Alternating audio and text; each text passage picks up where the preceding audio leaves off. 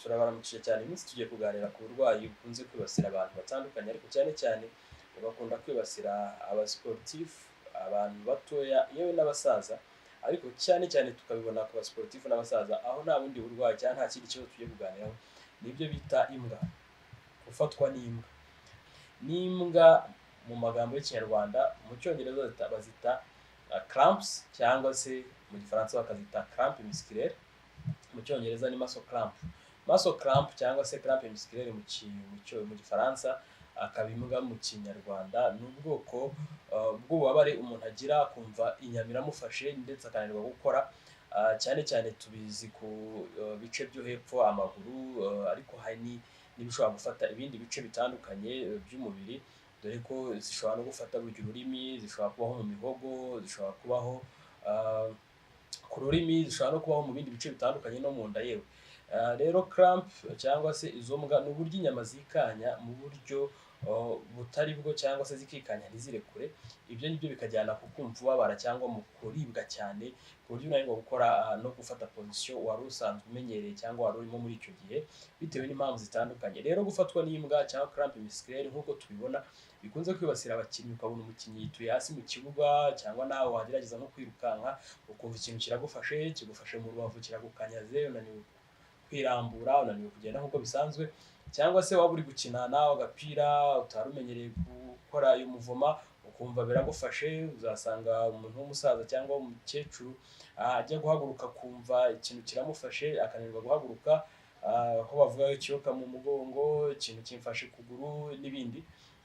Izo mbwa cyangwa se izo cramp musculaire, izo muscle cramp ni ubwoko bw'ikibazo kiba kibasiye umubiri cyangwa se ni uburwayi cyangwa ni ibibazo biba bije mu gihe runaka biturutse ku mpamvu zitandukanye, zirimo izo tugiye kubasobanurira. Imwe mu mpamvu ishobora gutuma ibyo bibaho niko hariho kunanirwa kw'igice runaka, cyangwa kunanirwa kw'inyama runaka zari ziri kwikanya, zinikanyura cyangwa zinarekura bitewe n'akazi wari uri gukora. Ibyo nibyo dusanga cyane cyane nko ku bakinnyi mu gihe arimo gukina ukabona yituye hasi cyangwa ukabona baravuze ngo imbwa ziramufashe, akenshi niko izo nyama mu kwikanya kwazo ziba zagize umunaniro cyangwa se ziba zatangiye kugenda zibika imyanda myinshi, zikananirwa, umwuka mwiza wo oxygen ukaba mukeya, hanyuma zikananirwa gukora neza nk'uko byari bisanzwe, zikagagara zigasa nk'izimufashe, bityo bigatera bwa bubabare, ari nabwo abaganga bamufasha vuba bikarangira nabyo.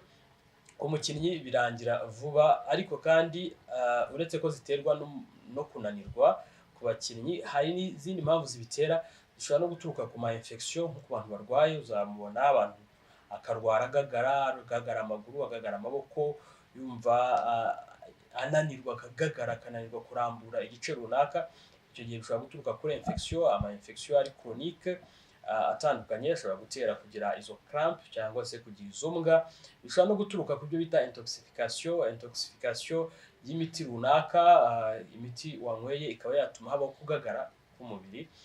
Izo nazo ni ubwoko bw'ama cramp. Bishobora no guturuka ku kubura zimwe mu ntungamubiri mu mubiri wacu, cyane cyane nka magnesium, bityo uko kubura intungamubiri za magnesium n'intungamubiri amavitamine mu bwoko bwa vitamine B nabyo bikazana icyo kibazo. Aho tuzabisanga cyane cyane ku bantu bakuze, tuzabisanga cyane cyane ku basaza no ku bakecuru, aho ajya guhaguruka ukabona ikintu kiramufashe akitabaza se ibimwegereye, agafata ku nkuta, agafata ku ntebe, biba bitangiye kuba ikibazo. Niho uzajya kumva umusaza arataka orororo, cyangwa umukecuru ikintu mu mugongo, ikintu mu kuguru, ikintu mu ivi, aba atangiye kugenda agira ibibazo byo kubura zimwe mu ntungamubiri z'ingenzi, cyangwa se umubiri we mu gusaza kwawo, mu kugira ibyo bita degenerative conditions, gutakaza bimwe mu biwugize, gutakaza ubushobozi bwawo, kubura zimwe mu ntungamubiri z'ingenzi zituma umubiri ukora neza cyangwa umera neza.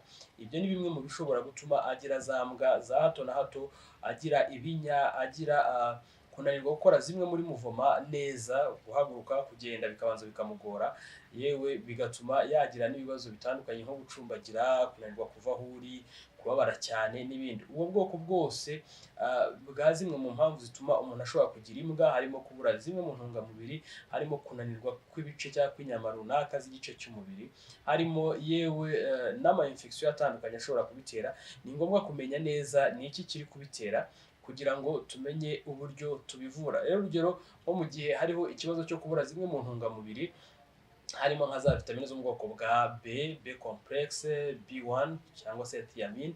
Iyo thiamine ni ingenzi cyane dore ko ari vitamine ituma inyama zikora neza, imyakura ikora neza.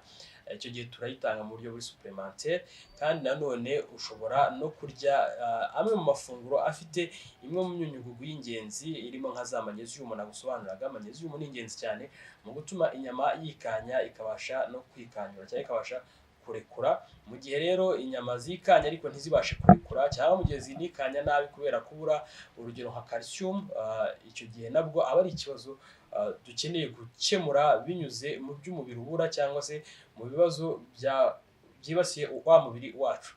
Mu gihe rero mugikeneye gukurikirana amakuru, mujye mwibuka gukora subscribe, mukurikira amakuru yacu, kandi mujye mwibuka no kuduhamagara. Rero zimwe mu ntungamubiri dukeneye cyane kugira ngo biturinde kurwara imbwa, aha twababwiramo magnesium. Magnesium ni ingenzi.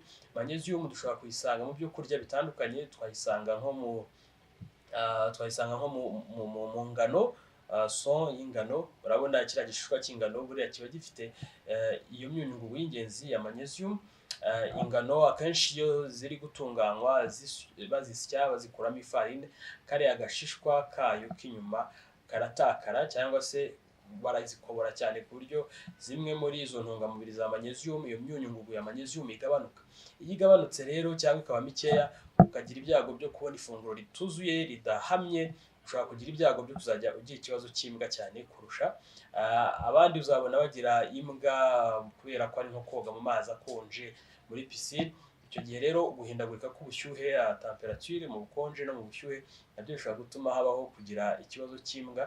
N'abantu bakora nyine imyitozo ngororamubiri myinshi kugeza aho inyama zabo zinanirwa, zikananirwa kubona amaraso ahagije cyangwa akwiye arimo na oxygen ihagije. Oxygen ibaye nkeya rero za nyama nazo zirananirwa, zikatangira kubika imyanda ya acide lactic, iyo ikaba yajyana kuri kwa kubabara cyangwa kwa gufatwa n'imbwa. Ariko nk'uko twabibonye ku basaza bwo hariho no kubura izo ntungamubiri magnesium nk'uko twabibasobanuriye. Ahantu twayikura mu byo kurya byinshi. Magnesium ishobora kuboneka muri za ngano twabibasobanuriye, ishobora kuboneka mu bikomoka bimwe na bimwe ku matungo, kandi ni ingenzi cyane. Tunabibutsa ko n'indi myunyungugu nka calcium ari ingenzi cyane. Calcium, sodium, potassium ni ingenzi cyane. Phosphorus mu kurinda ko tugira ibyago bya za mbwa zifata abantu mu gihe runaka.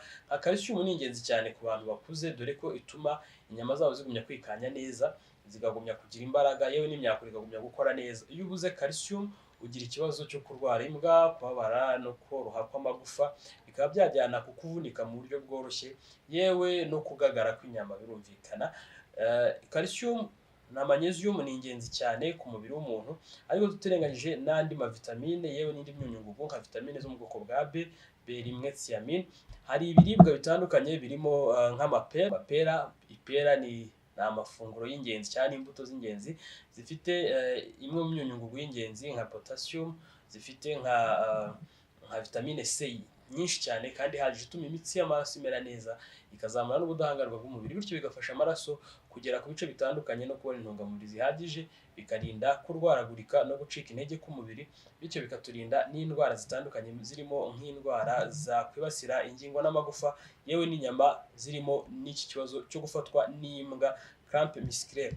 Ariko kandi no kurya andi mafunguro atandukanye, cyane cyane kubona nk'amata arimo imyunyungugu y'ingenzi za calcium, za phosphore na magnesium ni ingenzi. Fromage, kurya amashu, epinari, brocoli, ibyo ni bimwe mu biribwa dushobora kurya bikadufasha kubona intungamubiri za magnesium, intungamubiri za calcium, intungamubiri za phosphore. Kurya amafi, kunywa amata nk'uko nari mbibasobanuriye ni byiza cyane dore ko bituma inyama zacu, imyakura, yewe n'amagufa biguma kumera neza. Mu gihe imbwa zigufashe ni byiza kugerageza kurambura aho ngaho hababara cyangwa se hahinamiranye cyangwa hafashwe. Niba wari wicaye ukagerageza guhaguruka, niba wari uhagaze ukicara ukarambura, niba ari nko ku maguru, ku nyama y'imfundiko ukayirambura ku buryo usa nk'uhina ikirenge hakarambuka neza. Icyo gihe bifasha za mbwa kugabanuka, cyangwa se ya nyama zari zinaniwe bikazifasha kuruhuka. Ni byiza kujya ahantu hari umwuka mwiza, kandi ni byiza kubona amazi akwiye kugira ngo umubiri wawe utagumya kugira ibyo bibazo, dore yuko no gutakaza amazi menshi n'imyunyugugu myinshi bijyana ku burwayi bwo gufatwa n'imbwa. Ikindi ni ukureba ko mu miti wafashe hatarimo imiti yaba yakugizeho ingaruka, icyo gihe rero intoxication y'imiti cyangwa y'imiti wafashe yaguteye ikibazo, ni byiza kwihutira nanone kujya kwa muganga kugira ngo bagufashe kugabanya ibibazo byabyo. Ikindi kandi ni ukureba neza buri gihe mu mafunguro yawe niba ubona ifunguro rihagije rikwiye. Mu gihe rero ubona ko amafunguro yawe adahagije, cyane cyane mu gihe ugeze ku myaka yo gukura, utangiye gusaza, hejuru y'imyaka 45 ku bagabo, hejuru y'imyaka 35 ku badamu, ni byiza gutangira kugenda ufata supplément alimentaire z'ingenzi cyangwa se inyunganamire z'ingenzi nk'amakalcium, za phosphore, za magnesium n'amavitamine, kugira ngo umubiri wawe ukomeze guhorana imbaraga, biwurinde gusaza imburagihe. Kandi ni byiza kurya ibikomoka ku ngano kugira ngo umubiri wacu ubone izo ntungamubiri zihagije, kurya imbuto, kurya imboga, yewe no kuruhuka bikwiye, no gukora imyitozo ngororamubiri, kuko iyo udakora imyitozo ngororamubiri aho ugerageje gukora imirimo yihuse cyangwa gukoresha cya gice runaka nyamara kitamenyereye gukora, gifatwa n'imbwa kubera ko kinanirwa vuba, kikananirwa gukoresha neza umwuka mwiza wa oxygen, ndetse kikagira ibyago byo kudatembera neza kw'amaraso, bikaba byatera kugira imbwa kenshi na kenshi. Yewe kandi ni byiza kwirinda kugira umubyibuho ukabije no kuryama ugasinzira, kugira ngo umubiri wacu ubashe kuruhuka n'inyama zibashe gukora neza. Mu gihe cyose rero waba ugira ikibazo cy'imbwa, muri Horaho Life turabafasha, dore ko tubafitiye imiti product nziza z'ingenzi, zirimo nka calcium, zirimo nka compound malo, zirimo nka joint health, zirimo multivitamin, zirimo products zitandukanye zidufasha kumererwa neza. Nta handi rero mwadusanga, ni mu mujyi wa Kigali kwa Rubangura. Ubuzima bwiza nicyo gishoro, murakaza neza kandi mugire amagara mazima.